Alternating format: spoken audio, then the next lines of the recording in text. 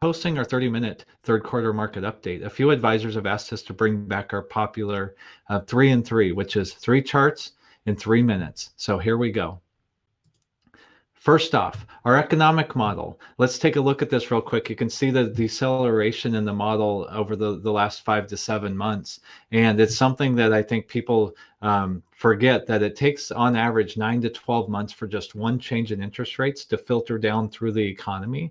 So we're still dealing with last September's and last December's rate cut or rate hikes. So with the Federal Reserve looking at cutting rates, we have to keep in mind it's going to take a long time for the economy to feel the impacts of that.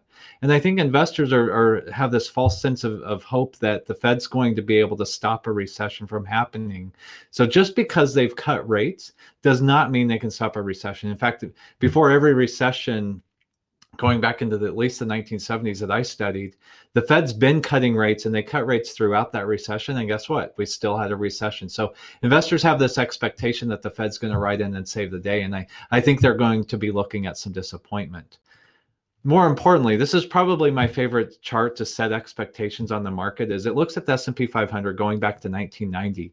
And as you can see, despite all the brand new companies we've had and the technological revolutions we've seen, on average, the S&P's only gained 8% per year going back to that time. But you've seen some really strong periods of growth where we've had 15% plus or minus growth for those extended periods of time. So what's always happened is the market is a mean reverting mechanism, which means whether you go back to the 1990s or all the way back into the 1920s, stock markets average between 7 to 9% returns annually. So you get these big periods of being way above the trend, and then it reverts down by actually having an 18 to 24 month strong correction. Sometimes you lose 50 to 70% of the value of the stock market.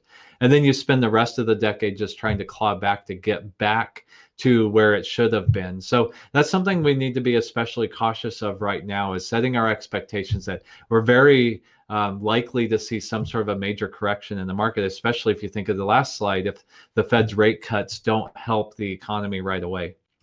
Now, finally, the bond market. I'm running short on time there. Go to semtradersblog.com, look at the most popular, and look for an article called Investment Grade Junk. My biggest concern and what I think is going to spark the sell-off in the stock market is we're looking at a situation where there's more leverage, there's more debt out there, and companies are more stretched than they were even before the financial crisis last time.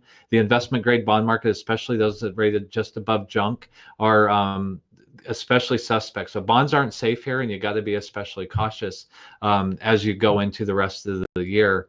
So we're out of time. Check out semtradersblog.com for a lot more updates. We're going to be here whether the market goes up or down. We're prepared. We'll be here as your main source. So check back as often as you can, and we'll see you next time.